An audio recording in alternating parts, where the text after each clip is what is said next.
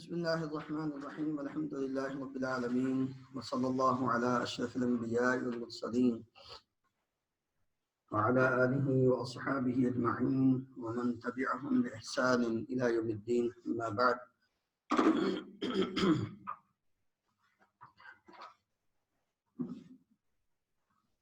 قرآن مجید کو سمجھنے کے لیے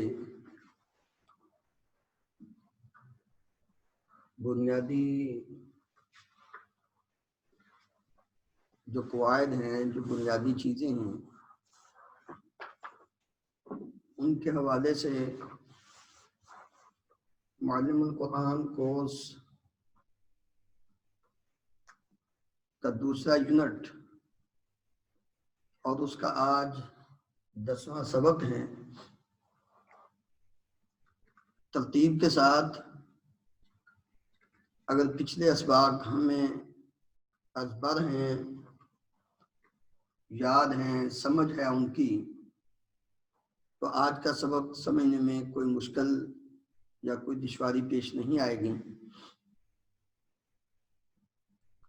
لفظ الکتاب،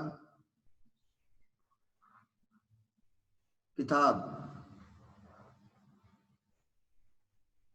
اور آگے ہے والکتابی۔ عموماً جب لفظ واو آتا ہے تو اس کا ترجمہ اور کیا جاتا ہے، لیکن عربی زبان میں اور قرآن مجید میں جب کسی لفظ کے شروع میں واو آتا ہے تو اس وقت اس کا ترجمہ اور نہیں ہوتا، اور خصوصاً اس وقت جب جس لفظ کے شروع میں آیا ہے اس کے آخری لفظ کے نیچے زیر آ جائے، تو اس وقت اس کا مفہوم ہوگا قسم ہے کتاب کی۔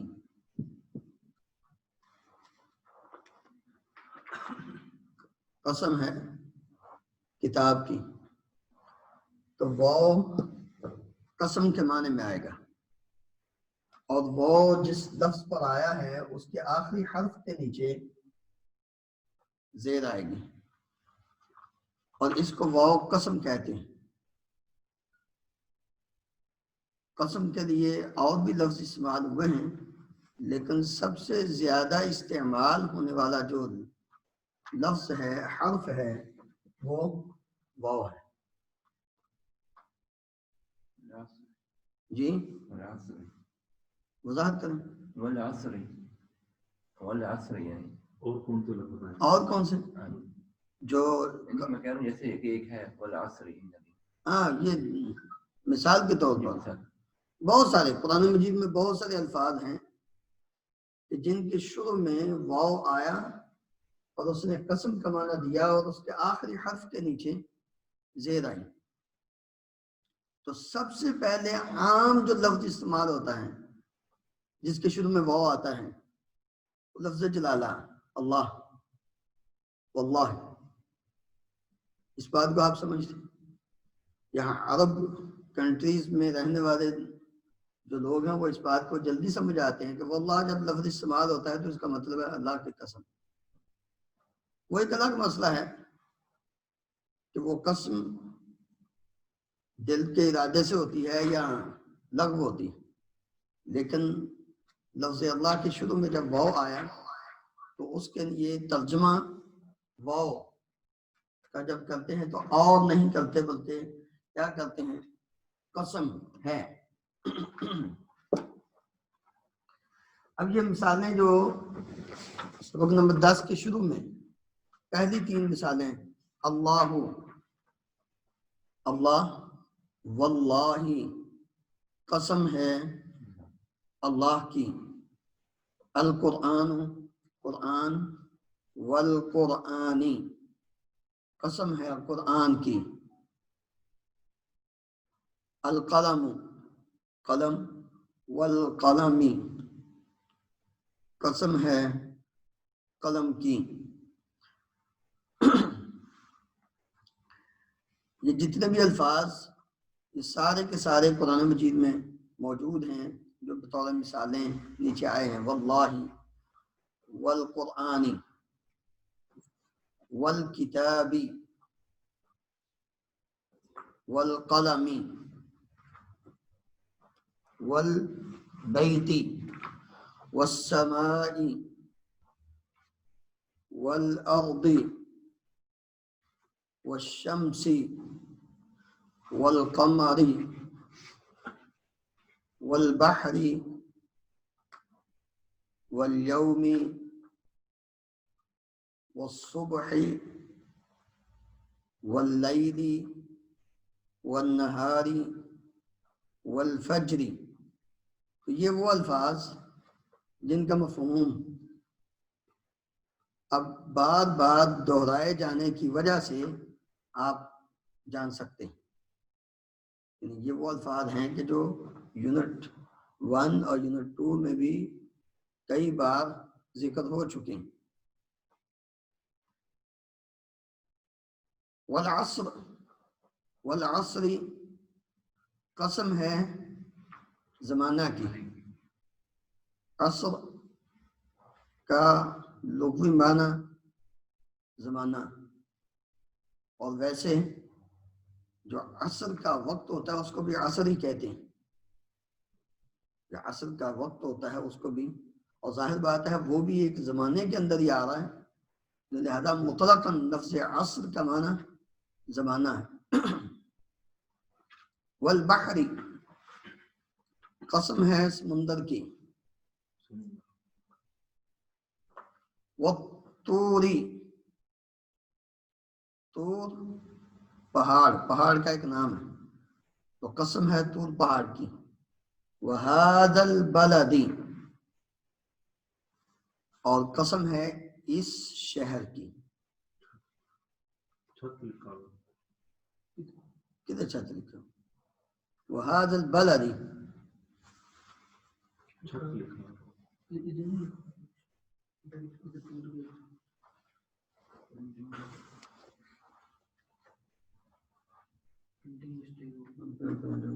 چھت آگے ہونا چاہیے. وہذا البلد اور قسم ہے اس شہر کی. والسقف اور قسم ہے چھت کی. چھت کا ہاں سقف کا معنی چھت ہے. والتین قسم ہے انجیر کی. والزیتون اور قسم ہے زیتون کی. آگے دو لفظ جو سورہ فجر کے ہیں، والشفع اور قسم ہے جفت رات. والوتر اور قسم ہے طاق رات کی. اچھا، جس لفظ کے شروع میں واو آ جائے قسم کا، وہ اپنے بعد والے لفظ کے ساتھ مل کر پورا جملہ بن جاتا ہے. دونوں مل کر پورا جملہ، کسی اور کی ساتھ ضرورت نہیں ہوتی اس کی. جس طرح آپ نے واللہ، ہم ویسے کہتا نا اللہ کی قسم، تو بات تو ٹھیک ہے. قسم ہے اللہ کی، ہم نے ایک بات پوری کر دی. آگے جو چیز ہے وہ ایک الگ ہے، وہ دوسرا جملہ ہوگا، وہ پورا جملہ بن کے پھر اس کے ساتھ ایک مل جاتا ہے. لیکن ویسے عموماً والکتاب قسم ہے کتاب کی، تو بات تو پوری ہوگی. یعنی سننے والے کو یہ سمجھ آ گئی کہ یہ شخص کتاب کی قسم کھا رہا. واللہ قسم ہے اللہ کی، سننے والا یہ بات پوری سمجھ چکا ہے کہ اس بندے نے اللہ کی قسم کھائی. یہ جتنے الفاظ یہاں ایک سوال کہ اللہ کے نبی صلی اللہ علیہ وسلم نے یہ فرمایا ہے کہ تم صرف اور صرف اللہ کی قسم کھاؤ، کسی اور چیز کی قسم نہیں کھا سکتے. اگر تم میں سے کسی کو قسم کھانی ہے، من کان منکم حالفا فلیحلف باللہ، ہم میں سے کسی شخص کو قسم کی ضرورت پڑ جائے تو وہ صرف اور صرف اللہ تعالیٰ کی اور کسی کی نہیں، جبکہ یہاں کتنی چیزیں ان کا ذکر آ چکا ہے جن کی قسم، کتاب کی، قرآن کی، آسمان کی، زمین کی، سورج کی، چاند کی، دن کی، رات کی، نفس کی. تو یہ ساری کی ساری جو قسمیں ہیں یہ کسی انسان کی نہیں، یہ قسمیں کون بیان کر رہا ہے؟ اللہ تعالیٰ. تو اللہ تعالیٰ اپنی مخلوق میں سے جس کی دل چاہے قسم کھائے، اور اللہ تعالیٰ کا اپنی مخلوقات میں سے کسی کی قسم کھا کے آگے بات کرنا وہ اس لیے ہوتا تھا، ایک تو اس چیز کی جس کی قسم کھائی جا رہی ہے اس کی اہمیت کو واضح کرنا مقصود ہوتا، اور دوسرا یہ ہوتا تھا کہ اس کے بعد جو بات ذکر کرنے والی ہے، ذکر ہونے والی ہے، اس بات کی طرف توجہ دلانا مقصود کہ یہ دیکھو بغیر قسم کے بھی اللہ تعالیٰ بات کریں تو اس کی بات میں کوئی شک نہیں ہے، لیکن اللہ تعالیٰ قسم کھا کے یہ بات کرنے لگا ہے، لہذا اس کو پوری توجہ کے ساتھ کیا ہے سمجھو اور سنو اور اس پر عمل کرو، یہ مطلب. تو اس لیے یہ جتنی بھی قسمیں ہیں قرآن مجید میں ہے تو ظاہر بات ہے القرآن کلام اللہ، قرآن مجید اللہ کا کلام ہے، تو اللہ تعالیٰ جس کی دل چاہے قسم کھائے، وہ تو ہے وہ وہاں بھی قسم. تو یہ وہ الفاظ ہیں جو واو قسم کے بعد الف لام کے ساتھ آئے، واو قسم کے بعد الف لام کے ساتھ آئے. اگر کوئی لفظ واو قسم کے بعد آتا ہے اور اس پر الف لام نہیں ہے تو اس میں وہی پیچھے جو جتنے بھی الفاظ گزرے ہیں، الکتاب، الا الکتاب، الکتاب، ان الکتاب، تو اسی طرح جب الف لام کے بغیر آئے تو وہاں ترجمہ کیا ہوگا؟ کسی یا ایک. تو یہاں بھی اگر واو قسم کے بعد ایسا لفظ آ جائے کہ جس کے شروع میں الف لام نہ ہو تو اس وقت اس کا ترجمہ بھی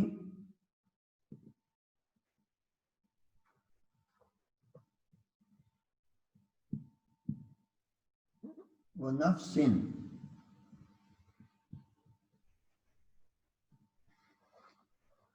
اور اس پر تنوین آ جائے گی، جبکہ جس پر الف لام ہے اس پہ تنوین نہیں آتی.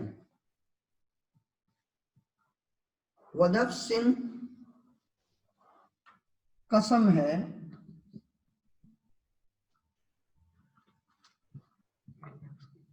ایک نفس، ایک جان کی.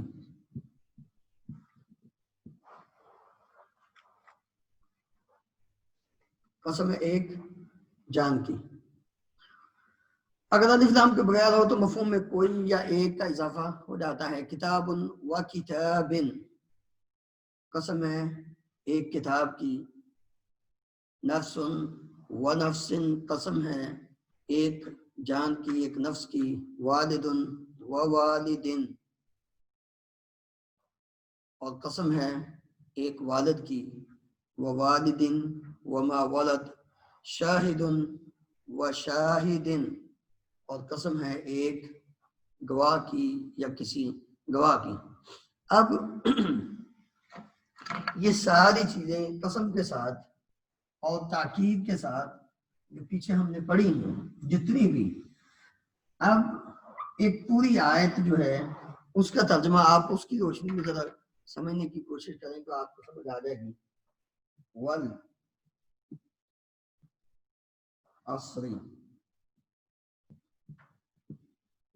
ان الانسان لفی خسر.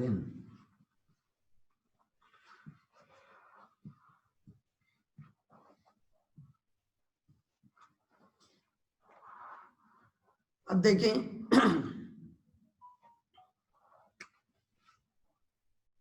یہ قسم ہو گئی، یہ ایک تاکید ہوگی، یہ دوسری تاکید ہوگی. اب اس کا ترجمہ کریں. والعصر قسم ہے زمانے کی، ان الانسان بے شک انسان لفی یقیناً فی خسر ہے خسارے میں. سمجھ آ گئی؟ تاکید بھی آ گیا. ان الانسان لفی خسر، یہ پوری آیت کا جو ترجمہ ہے، جتنے پیچھے سبق پڑھے ان سب کی روشنی میں آپ کو بآسانی سمجھ آ گیا، بغیر کسی گرامر کے رٹا لگانے کے. مولانا عثمان صاحب سمجھ آ گئی؟ والعصر، اور قسم ہے زمانے کی، بے شک انسان یقیناً خسارے میں ہے.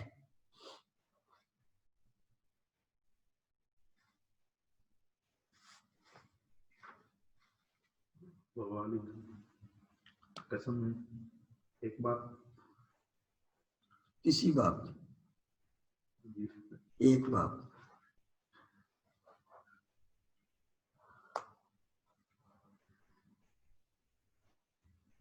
ظاہر ہے ایک ہی باپ ہوتا ہے، 2 3 4 نہیں ہوتے، ایک ہی باپ. لا اقسم بهذا البلد وانت حل بهذا البلد ووالد وما ولد. قسم ہے والد کی اور اس کی جو اس کی اولاد ہے. جی درج ذیل آیات میں کن چیزوں کی قسم کھائی گئی ہے؟ ہر قسم کی نشاندہی پہلی مثال کی طرح پہ کریں. والسماء ذات الحبک، والسماء یاسین والقرآن الحکیم، والقرآن کلا والقمر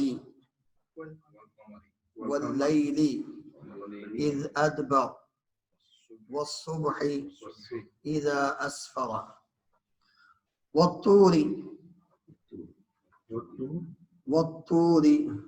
وكتاب مسطور والله ربنا ما كنا مشركين والله والليل وما وسق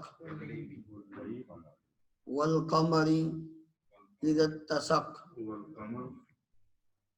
والطور وكتاب مسطور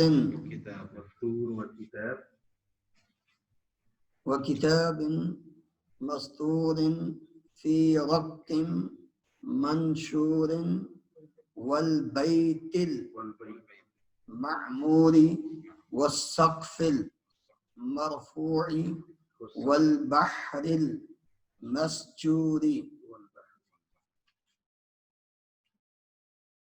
سمجھ آ گئی؟ جی والشفع والوتر، اس میں جو راتوں کا بیان کیا ہے اس کی حکمت کیا ہے؟ مطلب کی قسم کیوں کھائی؟ یہ کون سی رات ہے؟ یہ رات والشفع سے مراد 10 ذوالحج کی رات ہے، والوتر سے مراد 9 ذوالحج کی رات ہے. یہ ادھر اشارہ ہے، اس لیے چونکہ رات کے ساتھ ان کا تعلق ہے تو ترجمے میں رات کا لفظ لکھا ہے. والشفع جفت رات کی قسم، قسم ہے جفت رات یعنی جوڑا جی جوڑا تو 10. والوتر یہ پوری 10 راتوں کی نہیں ہے، نہیں 10 ایام جو ہوتے نہیں، یہاں والشفع سے مراد 10 رات، والوتر سے مراد 9 رات. ہاں جی ویسے عموماً ان کو دنوں کے لیے استعمال کیا جا رہا ہے. ترجمہ چونکہ یہ تعلق رات کے ساتھ ہے، لفظ ویسے رات کے لیے استعمال ہوتا ہے، لیکن وہاں سے مراد 10 ذوالحج کا دن اور 9 ذوالحج کا دن، کیونکہ ادھر ایام کی فضیلت ہے، ادھر ایام کی فضیلت ہے. رمضان کے آخری عشرے میں راتوں کی فضیلت ہے.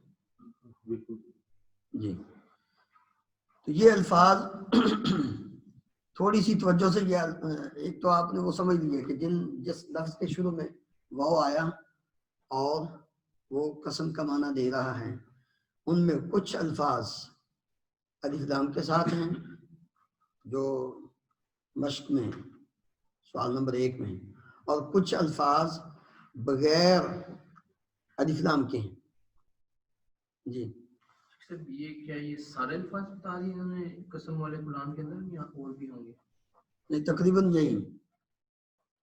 یہ نیچے آپ دیکھیں نا جو آیت آئی ہے، سوال کے اندر جو آئے ہیں ان کے اندر بھی وہ الفاظ جو ہے نا وہ بعض آ گئے. لیکن یہاں جو میں آپ کو ایک چیز بتانے لگا تھا وہ یہ تھی،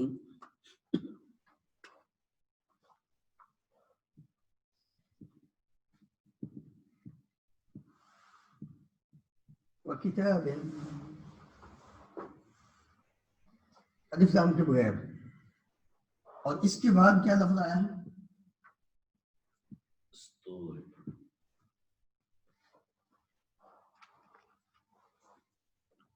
سمجھ آ گئی؟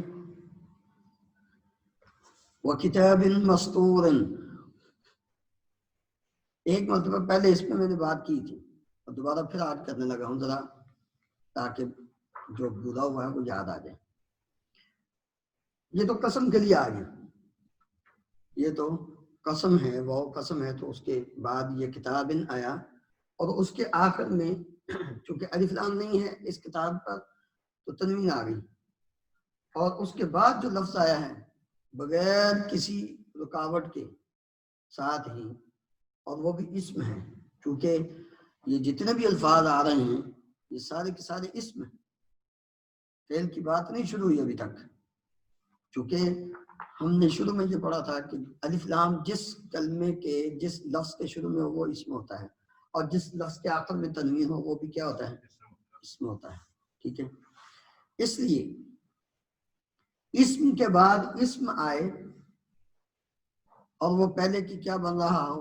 صفت بن رہا ہو. پہلا موصوف ہو اور دوسرا صفت بن رہا ہو، تو جو پہلے لفظ کے آخری حرف کے اوپر نیچے حرکت ہوگی وہی حرکت اس کے بعد والے جو صفت بن رہا ہے اس کے اوپر نیچے ہوگی، حرکت ہوگی. یہ نہیں ہو سکتا کہ کتابن ہے اور مستورن بن جائے، ایسا نہیں ہوگا. سمجھا گیا؟ اس موصوف ہو جس کی حالت اور کیفیت کو اس کے بعد والا جو لفظ ہے وہ بیان کر رہا ہو. قسم ہے کتاب کی، کس کی؟ مستور، جو لکھی ہوئی ہے، سطر سے ہے نا، جو سطروں میں ہے یعنی لکھی ہوئی ہے مستور. تو یہ اس کی حالت اور کیفیت، اس کتاب کی حالت اور کیفیت بیان کر دی کہ وہ کتاب کے جس میں تو جو بیان کرنے کا مقصد وہ یہ ہے کہ پہلا جو لفظ اسم ہے اس کے آخری حرف کے اوپر جو حرکت ہوگی، اگر الف لام کے ساتھ ہے یا الف لام کے بغیر ہے، تنوین ہوگی تو تنوین آئے گی. اگر الف لام کے ساتھ ہے تو یہاں بھی والکتاب المسطور ہونا تھا، جس طرح والکتاب المبین. دوسری جگہ پہ والکتاب المبین الف لام کے ساتھ جب آئے گا تو کتاب ال آ گیا تو آگے المبینی، تو الف لام بھی اس پہ آئے گا، اور کتاب کے نیچے با کے نیچے زیر آئی تو المبینی، نیچے بھی کیا ہے؟ ایک زیر آئی. سمجھ آ گئی بات؟ آگے والبیت قسم ہے گھر کی، تو آگے المعمور، ال آیا، البیت تو المعمور، وہاں بھی الف لام آیا، بیت کے نیچے ایک زیر اور المعمور کے نیچے بھی کیا ہے؟ ایک زیر آیا. تو یہ واو قسم کے لیے جو ہے جی قسم کے لیے واو استعمال ہوتا ہے. یہ قرآن مجید کے اندر جتنے بھی الفاظ اس طرح، اور یہ بات یہ عموماً شروع میں آتا ہے، واو قسم جملے کے شروع میں ہی آتا ہے. جتنی بھی مثالیں آپ پڑھیں گے وہ بات شروع ہو رہی ہوگی وہاں سے، الگ سے وہ ٹاپک شروع ہوتا ہے جتنے بھی وہ قسمیں ہیں، یہ نہیں ہے کہ درمیان میں آیات والطور وکتاب مسطور فی رق منشور والبیت المعمور والسقف المرفوع، تو یہ سارے الفاظ جہاں جہاں یہ شروع ہو رہے ہیں واو کے ساتھ وہ ابتدا ہے، وہاں قسم کی ابتدا ہو رہی ہے، پیچھے نہیں، اس کا پیچھے کے ساتھ کوئی تعلق نہیں، الگ سے ایک بات ہے، ہر ایک چیز کی الگ الگ اللہ تعالیٰ کیا کہہ رہے ہیں، قسم کھا رہے ہیں۔ تو یہ آج کا سبق جو ہے سبق نمبر 10 یہ مکمل ہوا، جس میں ہم نے قسم کا مفہوم، جب کسی اسم کے شروع میں واو آ جائے اور اس اسم کے آخر میں زیر ہو، اگر الف لام ہے یا الف لام کے بغیر ہے تو آخری تنوین ہو، دو زیریں ہوں، تو اس وقت اس کا مفہوم معنی وہ قسم کا ہوتا ہے جس میں تاکید پائی جاتی ہے۔